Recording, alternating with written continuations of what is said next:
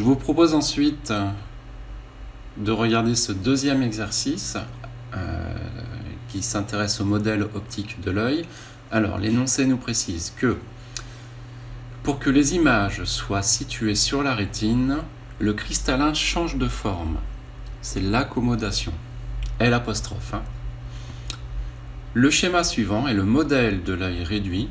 Sur ce schéma, les distances et les proportions ne correspondent pas à celles de l'œil réel.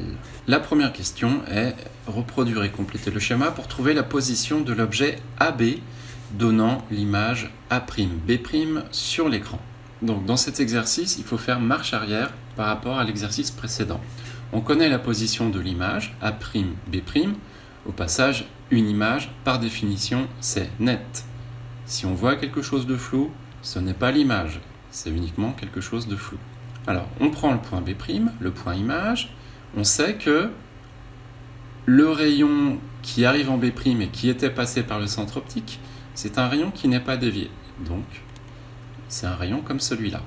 Un rayon qui est passé par B' et qui était juste avant passé par le foyer image F', c'est un rayon qui était arrivé sur la lentille de façon parallèle à l'axe optique.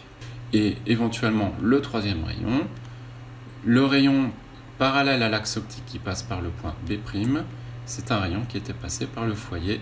À partir de là, on connaît la position du point objet B.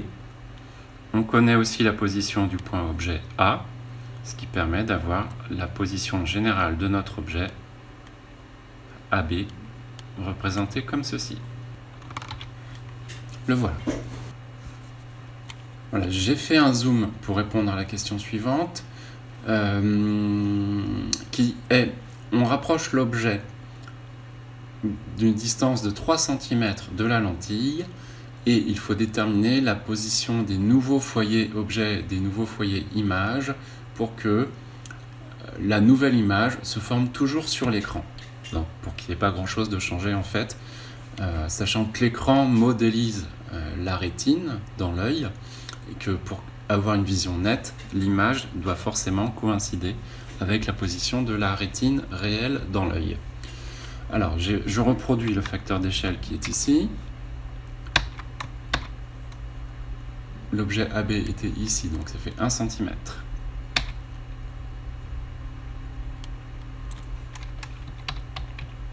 « 2 cm.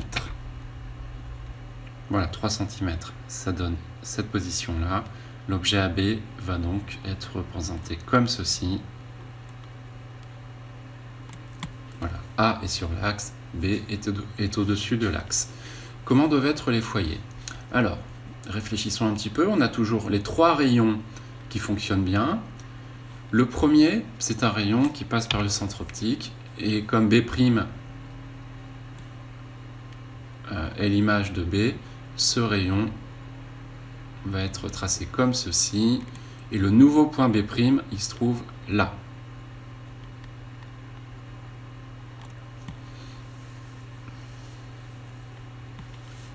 Alors, comment avoir la position des foyers maintenant? On sait qu'il y a un rayon issu de B qui est parallèle à l'axe optique. Ce rayon va passer par B'. Donc, c'est comme ceci. Une fois qu'on connaît la position de B', on peut s'appuyer dessus pour construire les autres rayons. On sait que le rayon que je représente ici, qui est parallèle à l'axe optique, qui passe par B', c'est un rayon qui était issu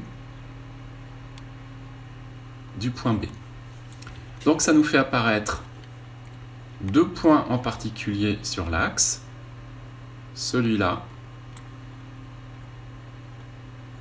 et celui-là, qui correspondent au nouveau foyer. Donc si on résume la situation,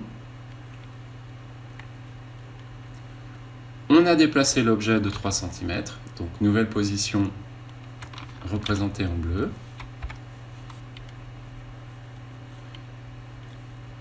Ça nous donne un nouveau point B' qui est toujours sur l'écran, mais pas exactement à la même place sur l'écran. Ça nous donne un objet A'B' ça aurait été plus judicieux de le représenter en bleu. Ça nous donne un objet A'B' qui est comme ceci,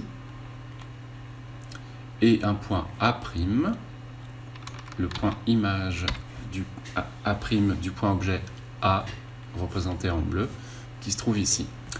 Les deux nouveaux points,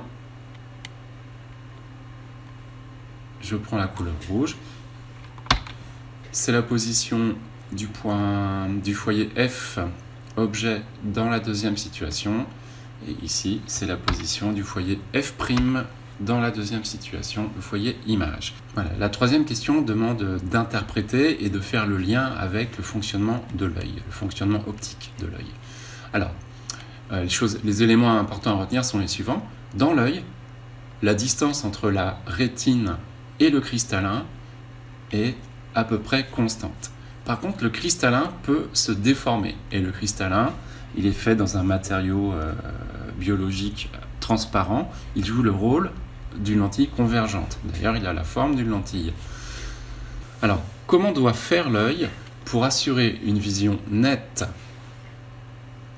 sur l'écran, c'est-à-dire pour former l'image optique sur l'écran au fond de l'œil, donc sa rétine, pour des objets qui sont plus ou moins rapprochés de l'œil. Encore une fois, ce schéma n'est pas du tout à l'échelle. Eh bien, le cristallin, qui joue le rôle de la lentille convergente dans l'œil, doit se déformer et modifier sa distance focale. Si vous regardez dans la première situation, la distance focale était comme ceci, à peu près 3 cm avec l'échelle qui nous est fournie. C'est la distance focale qui convenait bien pour que, avec un objet AB qui était situé ici, l'image se forme sur la rétine, donc l'écran.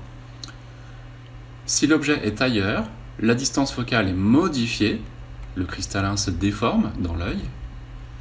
La distance focale est plus petite, donc c'est un cristallin qui va devenir plus convergent que dans la situation précédente. Et l'objet étant situé ici, avec un cristallin davantage convergent que dans la situation précédente, ça permet encore d'avoir la formation de l'image sur l'écran qui joue le rôle de la rétine.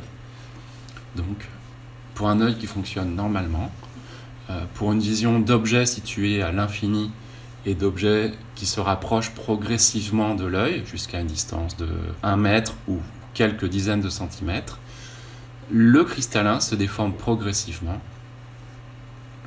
Et c'est ce que montre cet exercice. Donc c'est la vergence du cristallin qui est modifiée, et on peut même retenir, plus un objet est proche de l'œil, plus l'œil doit être convergent, plus la distance focale du cristallin est petite, et plus la vergence du cristallin est élevée. Voilà, merci et à bientôt.